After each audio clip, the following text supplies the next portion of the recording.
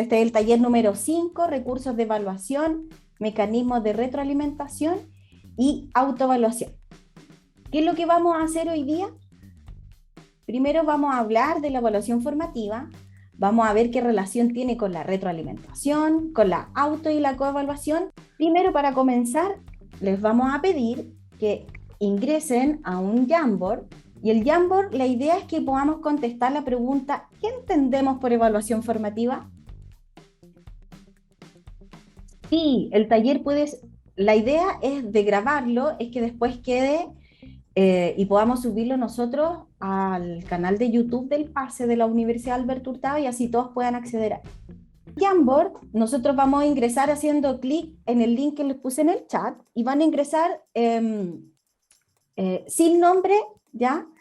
En anónimo, de acuerdo, a cada uno se le va a designar un animal, y en el lado izquierdo del Jamboard, no sé, Katy, si podéis mover tu mouse para que podamos posicionarnos sobre la nota, a donde está Katy ahora, que es un cuadradito con 2 líneas, y si abrimos la nota, entonces nos va a salir una nota adhesiva, nosotros vamos a poder escribir ahí, ponemos guardar y la nota se va a pegar en nuestro Jamboard. Al ir poniendo las notitas, los post-it, van a ir a aparecer al tiro. Aquí Perfecto. Entonces, ¿qué entendemos por evaluación formativa? Es una evaluación de proceso. Primera respuesta. Es la evaluación que se realiza durante todo el proceso educativo. Excelente. Es súper importante conocer estas apreciaciones que tienen, porque nos van a ayudar también a demarcar desde dónde estamos hablando. Ahí hay más. Un tipo de evaluación que nos permite recoger información sobre el proceso de aprendizaje y así reflexionar en lo que estamos haciendo bien y qué podría mejorar. Yo creo que esto ya nos da hartas luces de más o menos lo que está... Es una evaluación que se centra más en el proceso que en el resultado y que se enfoca en el acompañamiento para la mejora.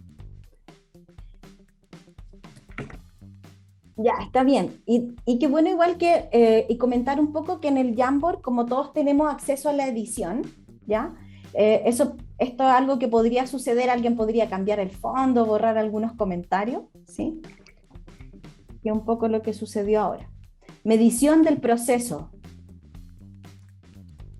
Bueno, y tal cual como decía Katy, me parece que tiene mucha claridad acerca de la definición o de qué se trata esta evaluación formativa. No sé, Katy, si puede... Bueno, nosotros pusimos esta definición, la voy a leer textual. Las prácticas que se realizan en el aula son formativas cuando la evidencia del desempeño de los y las estudiantes se obtiene, se interpreta y se usa por parte de docentes y estudiantes para tomar decisiones acerca de los siguientes pasos en el proceso de enseñanza-aprendizaje. Decisiones que probablemente serán mejores o mejor fundadas que las que se habrían tomado en ausencia de dicha evaluación. Además, esta práctica ocurre frecuentemente y durante todo el proceso de enseñanza-aprendizaje, siendo la retroalimentación su columna vertebral. De alguna manera, lo que ustedes nos plasmaron y lo que alcanzamos a ver atiende a estas características que tiene la evaluación formativa, ¿cierto? Que se trabaja a partir de una evidencia, la idea es tomar decisiones pedagógicas para luego ajustar la enseñanza que hemos planificado, ¿ya? Es un proceso que se da durante toda la enseñanza-aprendizaje y debe ser frecuente, ¿sí? Y además de eso debe tener una retroalimentación, porque el fin principal es monitorear y apoyar la enseñanza-aprendizaje, realizando estas mejoras. Además, se enmarca dentro del decreto 67 y por lo tanto tenemos que estar a caballo, como se dice, con este proceso evaluativo, ¿sí? Ahora, ¿por qué realizar esta evaluación formativa? Bueno, primero porque pretende mejorar. Hay 3 puntos principales de los cuales mejorar. Primero, nuestra competencia docente diaria, ¿ya? Puesto que con la evidencia que nosotros podamos obtener de nuestra sala de clase, de los aprendizajes que tienen nuestros estudiantes, o de los aprendizajes que todavía no adquieren, o que están errados, o que están distorsionados o torcidos, entonces nosotros podemos realizar estas mejoras y tomar decisiones. Y eso hace que nuestra competencia docente se potencie, ¿sí? Además de eso, el proceso de aprendizaje de nuestros estudiantes también mejora. Y hay muchos hallazgos y estudios que avalan este punto, ¿sí? Hay hallazgos que dicen que se reduce el tiempo que los estudiantes se demoran en aprender, además que el aprendizaje se mantiene en el tiempo, ¿sí? Aumenta la motivación de los estudiantes por aprender y son útiles especialmente para estudiantes que tienen dificultades de aprendizaje, ¿ya? Además, como su columna vertebral o necesitamos para la evaluación formativa de la retroalimentación, está demostrado que la retroalimentación es una estrategia que es la que produce más impacto en el aprendizaje de nuestros estudiantes, ¿ok? Ahora, todos estos puntos mencionados anteriormente agrupan esta otra mejora que son los procesos de enseñanza-aprendizaje que desarrollamos en nuestras aulas. Por lo tanto, es necesario un poco mencionar que existen estudios que avalan y por eso que es tan pertinente evaluar formativamente y desarrollar la evaluación formativa en nuestra aula. Además, contar que la evaluación formativa es un ciclo, ¿ya?, sistemático, ¿ya?, es un proceso sistemático y se da de forma cíclica, ¿ya? Tiene 4 estrategias principales, ¿okay? La primera es de compartir objetivos de aprendizaje, ¿sí? ¿Cuál es el fin de compartir el objetivo de aprendizaje? Es determinar hacia dónde vamos, qué objetivos quiero lograr con mis estudiantes, ¿sí? Para eso es importante que las y los estudiantes sepan cuáles son los criterios de evaluación o los logros de aprendizaje hasta dónde deben llegar, ¿sí? Saber la meta implica poder hacer un buen recorrido para alcanzarla, ¿okay? Ahora, tiene una segunda estrategia, que es de diseñar y realizar actividades que permitan evidenciar el aprendizaje. Esta estrategia promueve el tomar evidencia, recolectar evidencia, determinar la información inicial, dónde estamos, dónde me encuentro en mi aprendizaje, ¿sí? ¿Cuál es la idea? Tomar esta evidencia, interpretarla, analizarla, ¿ya? Y identificar esta brecha de aprendizaje, o sea, la distancia que en donde me encuentro y hacia dónde voy, en qué momento estoy, ¿sí? Ahora, ¿cuál es el fin de esta estrategia? Es realizar ajustes en nuestra enseñanza. Y para eso viene esta estrategia número 3, ¿sí? La retroalimentación efectiva y oportunamente. Una vez que tenemos toda esta evidencia de la estrategia 2, entonces aplicamos la retroalimentación y eso nos permite tomar decisiones pedagógicas, ¿sí? Y por ende, realizar ajustes para la mejora. Y por último, trae una última estrategia que es dar la oportunidad para la autoevaluación y la coevaluación, con el fin de cerrar esta brecha de aprendizaje que encontramos antes, ¿sí? Ahora, en este taller nosotros vamos a abocarnos o vamos a centrarnos en la estrategia número 3 y la número 4, de la retroalimentación, de la auto y la coevaluación. Y en un próximo taller en noviembre vamos a ver la estrategia 1 y 2. ¿Ok? Sí, súper importante como tener el enmarco que está diciendo Catherine de que finalmente la evaluación formativa contempla estos 4 momentos. Ahora nosotras vamos a abordar el 3 y el 4, pero son parte entonces de este conjunto dentro de la evaluación formativa. Como decía ella, vamos a tomar énfasis en el 3 primero, que es la retroalimentación efectiva y oportuna. Vamos a ver algunas consideraciones y después vamos a pasar a la autoevaluación y a la coevaluación. Retroalimentar en general al estudiantado, entonces, decía Catherine, ya nos adelantaba que nos ayuda a tomar decisiones pedagógicas, a realizar ajustes en la enseñanza y vamos a ver entonces qué pasos tengo que dar para hacer esta retroalimentación necesaria, ¿ya? Para acercarme a ese aprendizaje. La retroalimentación entonces la vamos a entender como una herramienta poderosa para la mejora de los aprendizajes, ¿ya? Hay varios acuerdos en ese punto, es una gran herramienta, es parte de la evaluación formativa, debe ser parte de la evaluación formativa, porque vamos a ver ahora que nos va a cambiar mucho el panorama cuando hacemos retroalimentación. Ahora, hay algunas ideas previas sobre la retroalimentación y lamentablemente no son tan buenas, ¿ya? En la mayoría de los casos pasa que los y las estudiantes no consideran importante la retroalimentación que uno como docente entrega. Ya, yo creo que a todos nos ha pasado algún momento en donde de repente decimos, ya voy a poner énfasis en retroalimentar a mis estudiantes, y uno escribe un testamento gigante para que el estudiante lo mire y diga, tome la retroalimentación y la vote, ya tome la prueba, la arrugue, la vote. Y esto suele pasar porque la retroalimentación en general, hay muchos factores que se cruzan. Uno, que no sea sistemática, el estudiante no sabe cómo desarrollarla, cómo interpretarla, cómo leerla, y muchas veces suele ser confusa. Como no es algo habitual también para el estudiante, tampoco sabe cómo enfrentarla, ¿ya? Y al ser confusa, no le da orientaciones que debe seguir para mejorar finalmente su desempeño. No hay acciones concretas.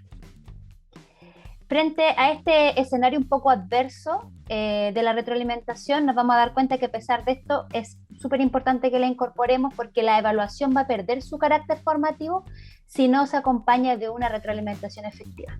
O sea, esta idea de retroalimentación efectiva que ustedes estaban mencionando al principio en los POSIT puede ocurrir en la medida, y será efectiva en la medida que la acompañemos de retroalimentación. Si tenemos la idea solamente de evaluar formativamente sin la retroalimentación, entonces nos estamos quedando cojos en una parte fundamental. Retroalimentar permite acortar la brecha entonces entre la situación actual en la que se encuentra el estudiantado y la situación idónea o ideal a la que deben llegar, ¿ya? La retroalimentación entonces va a ser esto que Catherine hablaba al principio, de que nos va a permitir acortar la brecha. Por eso la retroalimentación es visto como la columna vertebral de la evaluación formativa. Y por eso es lo que yo les decía recién, que sin la retroalimentación, aunque queramos hacer evaluación formativa, vamos a quedar muy cojos, ¿ya? No va a ser posible. La retroalimentación debiese dar respuesta a 3 preguntas principales que nos vamos a estar haciendo, ya que es ¿a dónde voy?, ¿cómo voy o dónde estoy? Y ¿cómo sigo avanzando? ¿Ya? ¿A dónde voy? Tiene que ver con este primer punto que hablaba Catherine, que es sobre el objetivo. Cuando yo tengo claro mi meta de aprendizaje, cuando yo tengo claro mi objetivo como estudiante, qué es lo que se me está pidiendo, qué es lo que tengo que lograr, sé a dónde voy.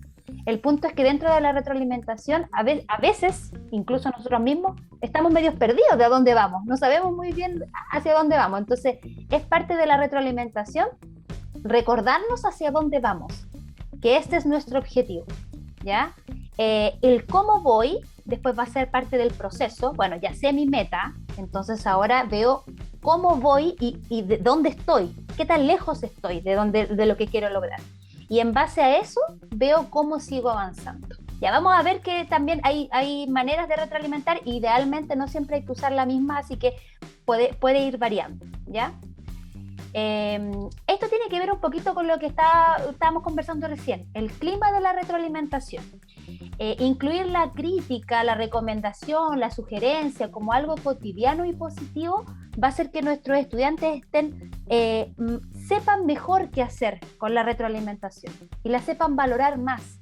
Porque en un aula donde no aceptamos errores, donde ponemos esta X y somos súper tajantes, siempre se va a juzgar como algo incorrecto cuando una tarea necesita mejoras.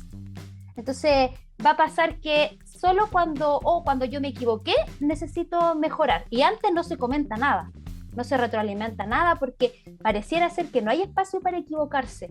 Y es súper importante que tengamos a nosotros nos gusta mucho esta frase de acá, como lema, que el aprendizaje no puede ocurrir sin intentos de mejora. Es imposible. No podemos pensar en un aprendizaje que ocurre sin instancias en donde vamos mejorando y en donde nos vamos equivocando. Pensar en un escenario así no se puede. Aquí vamos a ver que hay tipos de retroalimentación y nos vamos a ver que hay 4 niveles. Hay 3 niveles que son ideales que nosotros debemos hacer al retroalimentar, y un 4º nivel que es el que debemos evitar, ¿ya? Y que seguramente, lo digo yo porque nosotros también somos profes, es en el que como docentes caemos, el 4º nivel.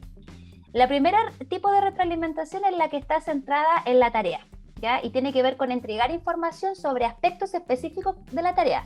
Responde un poquito a lo que nos decía Gerardo al principio, ya como de identificar las respuestas correctas y las incorrectas. Entonces, precisar el paso a paso de la tarea. Entonces, había que hacer esto en la tarea, esto hiciste bien, esto no está, le falta, esto no está bien, ya. En ese caso, por ejemplo, que él daba de ejemplo, no se le ponía la X, ya, para no como asignar entonces esa idea de que está malo, sino que hay que mejorarlo.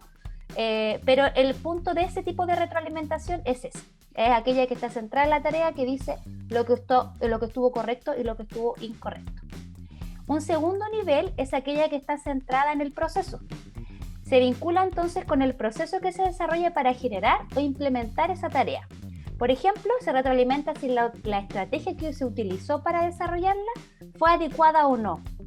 ¿Ya? Entonces, fíjate que tuviste esto bien y esto mal, y entonces en lo que estuviste mal, ¿era adecuado? Quizás había que hacer otro método, quizás abordaste la tarea mal, ¿ya? Por eso ocurrió que quedó mala la tarea, porque la estrategia que utilizaste no fue la adecuada.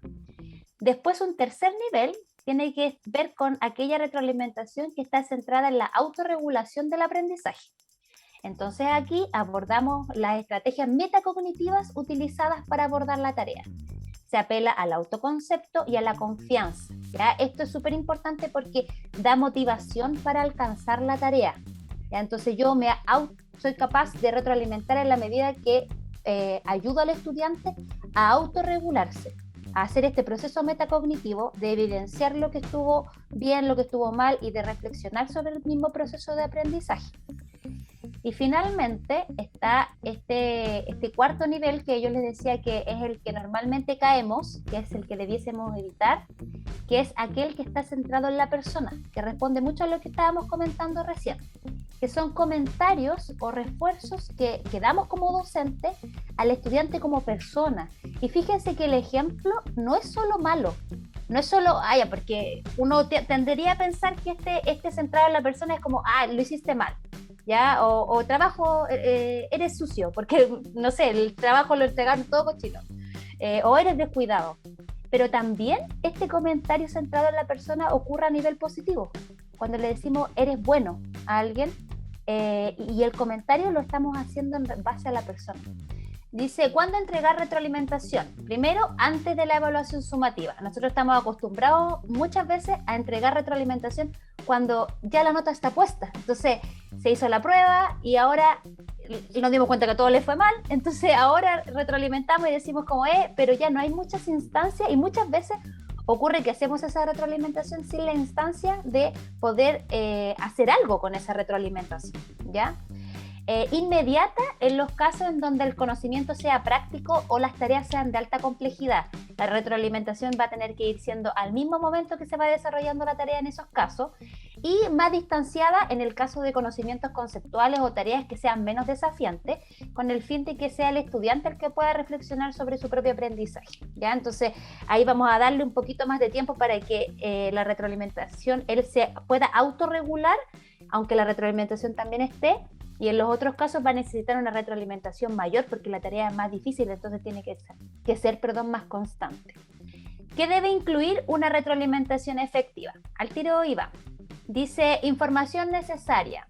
¿Cuál es el andamiaje que necesita la o el estudiante para alcanzar el siguiente nivel? ¿Ya? Entonces, en ese sentido vamos a ver cómo este andamiaje que se tiene que hacer, qué es lo que necesito saber, para eso tengo que tener súper claro el objetivo. Información que se puede utilizar, es decir, que sea capaz de leerla o oírla y de entenderla. Muchas veces también tenemos que ver si la retroalimentación que estamos dando es clara. ¿Se entiende lo que hay que hacer con ella o quizás no? ¿Ya? Centrada en la tarea, en el proceso de la autorregulación, como vimos estos 3 niveles anteriores, ¿ya? La tarea, el proceso de la autorregulación, y no centrada en la persona. Y además priorizar. Nos vamos a dar cuenta que siempre vamos a tener estudiantes que necesitan mucha más retroalimentación, y en esos casos hay que elegir aspectos siempre pensando en el objetivo y en la tarea. No podemos abrumar también no podemos retroalimentarlo todo, ¿ya? Hay distintas instancias para retroalimentar diferentes cosas dependiendo siempre de cuál sea el objetivo de la tarea. ¿Cómo dar una retroalimentación entonces que realmente cumpla con el objetivo de ayudar a lograr los aprendizajes esperados? ¿Cómo poder hacer esto? Algunos ejemplos son proporcionar a los estudiantes ejemplares que ayuden a reconocer lo esperado, utilizar recursos de años anteriores. Esta es una muy buena estrategia de ver, de que el estudiante tenga claro lo que yo espero, ¿ya? Entonces, no sé, a lo mejor cambió el tema, quizás ahora no le estoy pidiendo un afiche o un artículo informativo del mismo tipo en base a la misma temática, pero sí están escribiendo el mismo tipo de texto, o sí están haciendo una tarea similar en algún punto. Entonces proporcionar a los estudiantes ejemplares para que ellos puedan ver cuál es el objetivo final. Ya, el profe, la profe está pensando como tarea final algo como esto. Así también me sirve para autorregular. Generar instancias de reflexión y de autoevaluación estructuradas y que sean parte del proceso de evaluación. No solamente estas instancias de reflexión y de autoevaluación deben quedar de manera aislada, sino que podrían ser parte, por ejemplo, de ahora que hemos trabajado, hemos aprendido a trabajar mucho, que son los portafolios. Entonces pueden ser parte de todo el proceso de evaluación. Ya forman parte de la evaluación formativa y es bueno que las podamos incluir. Incrementar la calidad de la retroalimentación, considerando entonces el tiempo que sea oportuno, las estrategias para mejorar las dificultades encontradas y esta priorización y ordenar los aspectos a mejorar. Esta idea de que no podíamos entonces retroalimentarlo todo. Retroalimentar en tiempo oportuno. Yo me quedo con esa primero como punto fuerte, porque ¿cuántas veces también nosotros, ya sea como estudiantes o como docentes, hemos hecho o hemos recibido retroalimentación súper tarde? Cuando ya hicimos todo y nos dicen, es que no era así. Y ya, pero ya entregamos, la nota ya está. Entonces, cuando la retroalimentación no es oportuna, también es difícil tomar decisiones en base a esa retroalimentación. Y utilizar la retroalimentación para cerrar la brecha, en ese sentido, ver el progreso y generar instancias reales para reelaborar. ¿Qué voy a hacer con esa retroalimentación? Porque si no voy a hacer nada, es evidente que el estudiante quiera tomar el papel y tirarlo a la basura, porque no va a hacer nada con esa retroalimentación. Distinto es si esa retroalimentación me sirve para reelaborar y mejorar la tarea que estoy haciendo.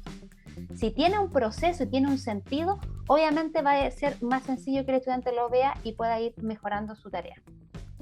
Algunas ideas para incluir y otras para evitar, así como los tips ahí ya de la retroalimentación. Ideas para incluir: describir lo que se ha logrado y cómo se puede mejorar. Ya es súper importante que podamos incluir entonces en nuestra retroalimentación, cómo podemos mejorar eso. Focalizarse en la actividad, ya estamos retroalimentando una tarea en específico y no estamos retroalimentando a la persona.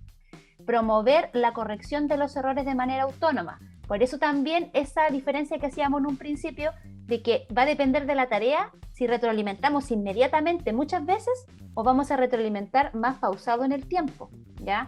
Justamente si retroalimentamos más pausado en el tiempo, porque quizás la tarea ya la han hecho, ya saben cómo se hace, es menos desafiante, entonces necesito más espacio de dar para mayor autonomía. Entregar la retroalimentación oportunamente, es decir, cuando al estudiante le sirva para poder mejorar su trabajo y no como un producto final. Y usar varias formas de retroalimentación. Alguien lo preguntaba en un principio. Sí, lo ideal es ir variando las formas de retroalimentar. Usar retroalimentación escrita, usar retroalimentación oral, hacer distintos comentarios para que se vaya presentando de diferentes maneras. Y cosas a evitar: entregar solo correcciones, comentarios o premios. Quedarnos solo en el nivel 1 o generar esta idea de dar premios por cosas que se hicieron bien, ya como también pueden hacer castigo por cosas que se hicieron mal. Focalizarse en la persona, ya lo que decíamos ahí, que hacer estos comentarios como eres bueno, o eres talentoso, o eres malo, o no eres, no sé. Yo creo que a algunos le pasó en algún momento de su propia enseñanza, su escolarización, que le dijeron eres malo para esto, ¿ya? Eres malo para tal asignatura. Solucionar el problema o corregir el error del estudiante también es algo para evitar. A veces cuando queremos retroalimentar, lo cuento como profe de lenguaje, de repente, oye, ya este trabajo escrito, esta parte está mal y queremos retroalimentar, entonces retroalimentamos como debiese estar escrito y nosotros lo escribimos. Es como, no, esta idea está mal, mira, yo pondría algo como esto, y empezamos, y al final le hacemos todo el párrafo al estudiante, y obvio el estudiante llega, copia eso, y dice, ah, ya, pues si la profe dijo que era así, ahí está. Y no hubo solucionamos nosotros el problema, no se lo identificamos, no fuimos capaces de decirle al estudiante, el problema está aquí, el problema está en el conector, el problema está en esta parte de la redacción, no le entregamos la herramienta, finalmente lo solucionamos nosotros. Entregar la retroalimentación cuando ya no es posible utilizarla. Insisto en que esto nos pasa mucho, ya que entregamos la retro al final, cuando ya no hay nada más, y casi cuando ya tenemos la nota en el libro con el lápiz pasta y decimos, no podemos poner corrector. Usar solo una forma de retroalimentar, ya también es algo para evitar. En pensando más allá de la retroalimentación, decir que normalmente al hablar de retroalimentación pensamos en esta relación docente-estudiante y cuando uno tiende a hablar, está todo el rato pensando en uno como profesor, la retroalimentación que les da a sus estudiantes. Pero es importante que una vez que logremos establecer esta rutina de retroalimentación, que la hagamos parte de nuestra cultura del aula, avanzar a que esa retroalimentación además sea multilateral, ¿ya? En donde las y los estudiantes como sujetos activos puedan generar sus propios juicios sobre la tarea. Entonces pasemos de una retroalimentación entregada exclusivamente por nosotros como docentes a una retroalimentación entre pares a través de la coevaluación y una retroalimentación de sí mismos a través de la autoevaluación. Es súper importante que le demos el énfasis a esta otra manera, a estos otros recursos de retroalimentar, porque van a hacer que el estudiante también valore su propia tarea, su propio trabajo y la manera en que el resto, sus compañeros, realizan la misma labor.